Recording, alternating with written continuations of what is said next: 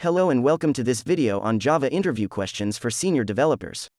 In this video, we will go through some common questions that a senior Java developer might ask to assess the knowledge of a candidate. We will cover a range of topics, including object-oriented programming, thread safety, collections, and more. The first question we will cover is, what are the main differences between Java 8 and previous versions of Java? Java 8 introduced several new features and enhancements, such as Lambda expressions, the Stream API, and the Date and Time API. Lambda expressions provide a concise way to define functional interfaces and can make code more readable and maintainable. The Stream API provides a fluent and powerful way to manipulate collections of data, while the Date and Time API makes it easier to work with dates and times. The second question is, how would you explain the difference between a checked and an unchecked exception in Java? A checked exception is an exception that the compiler requires the programmer to handle or declare in the method signature. Examples of checked exceptions in Java include IO exception and class not found exception. An unchecked exception is an exception that the compiler does not require the programmer to handle or declare. Examples of unchecked exceptions in Java include null pointer exception and array index out of bounds exception. Moving on, the next question is, can you describe the basic principles of object-oriented programming, OOP? How are they applied in Java? The basic principles of OOP are encapsulation, inheritance, and polymorphism. Encapsulation is the practice of hiding implementation details and exposing a public interface for interacting with objects. Inheritance is the practice of creating new classes that inherit properties and methods from existing classes. Polymorphism is the practice of using objects of different types in a common way. These principles are applied in Java through the use of classes, objects, and interfaces. The next question is, can you explain the difference between composition and inheritance in Java? When would you use one over the other? Composition is the practice of creating objects that contain other objects, while inheritance is the practice of creating new classes that inherit properties and methods from existing classes. Composition is typically used when a class needs to contain a specific set of objects, while inheritance is typically used when a class needs to inherit a broad set of properties and methods. In general, composition is preferred over inheritance because it provides more flexibility and is less prone to errors. Moving on, the next question is, how would you explain the concept of garbage collection in Java? Garbage collection is the process by which the Java Virtual Machine, JVM, automatically frees up memory that is no longer being used by an application. The JVM periodically scans memory to identify objects that are no longer being referenced and then frees up the associated memory. This process helps to prevent memory leaks and makes it easier for developers to write robust and efficient applications. The next question is, what is the purpose of the transient keyword in Java? When would you use it? The transient keyword is used to indicate that a field should not be serialized when an object is written to a stream. This is useful for fields that contain sensitive information that should not be persisted, such as passwords or credit card numbers. The next question is, can you explain the concept of polymorphism in Java? Give an example of how you would use it in a program. Polymorphism is the practice of using objects of different types in a common way.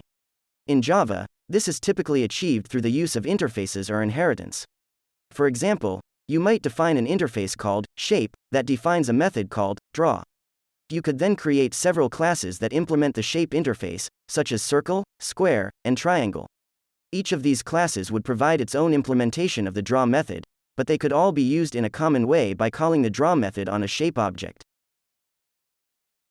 The next question is, how do you ensure thread safety in Java? What is the difference between synchronized and volatile keywords? Thread safety is the practice of ensuring that multiple threads can access shared data without causing conflicts or race conditions. In Java, thread safety can be achieved through the use of synchronized blocks or methods, or by using the volatile keyword to ensure that changes to a variable are immediately visible to other threads. The synchronized keyword is used to ensure that only one thread can access a block of code or a method at a time, while the volatile keyword is used to ensure that changes to a variable are immediately visible to other threads. The next question is, can you explain the concept of reflection in Java? How would you use it in a program? Reflection is the practice of examining and modifying the structure and behavior of objects at runtime. In Java, this is typically achieved through the use of the Java lang reflect package. Reflection can be used to access private fields and methods of an object, or to dynamically create new instances of classes based on user input or configuration files. One example of how you might use reflection in a program is to dynamically load and instantiate a plugin based on a configuration file. Moving on, the next question is, can you describe the difference between fail-fast and fail-safe iterators in Java? In Java, an iterator is used to traverse the elements of a collection. A fail-fast iterator is designed to throw a concurrent modification exception if the collection is modified while the iterator is in use, while a fail-safe iterator is designed to make a copy of the collection and iterate over the copy instead of the original collection. Fail-fast iterators are typically faster and more efficient, but fail-safe iterators are more robust and can handle concurrent modifications to the collection. The next question is, how would you explain the difference between a string, StringBuilder, and StringBuffer in Java? When would you use one over the other? In Java, a string is an immutable object that represents a sequence of characters. A StringBuilder is a mutable object that can be used to manipulate strings, while a StringBuffer is a thread-safe version of StringBuilder that can be used in multi-threaded applications. You would typically use a string when you need a read-only sequence of characters, a StringBuilder when you need to manipulate a string in a single-threaded application, and a StringBuffer when you need to manipulate a string in a multi-threaded application. The next question is, can you explain the difference between a HashSet and a TreeSet in Java? When would you use one over the other? In Java, a HashSet is an unordered collection of unique elements, while a TreeSet is an ordered collection of unique elements. You would typically use a HashSet when you don't care about the order of the elements, and a TreeSet when you need the elements to be sorted in a specific order. The next question is, what is the purpose of the static keyword in Java? How does it affect the behavior of a class or method? The static keyword is used to indicate that a field or method belongs to the class, rather than to individual instances of the class. Static fields and methods are shared by all instances of the class and can be accessed without creating an instance of the class. Static methods cannot access non-static fields or methods, and cannot be overridden by subclasses. Finally, the last question is, how do you handle exceptions in a multi-threaded program in Java? In a multi-threaded program, exceptions can be thrown in one thread while another thread is executing. To handle exceptions in a multi-threaded program, you can use a try-catch block inside each thread to catch and handle exceptions locally. You can also use a global exception handler that catches and logs exceptions from all threads. By using a global exception handler, you can ensure that all exceptions are logged and handled properly, regardless of which thread they occur in. That's it for this video on Java interview questions for senior developers.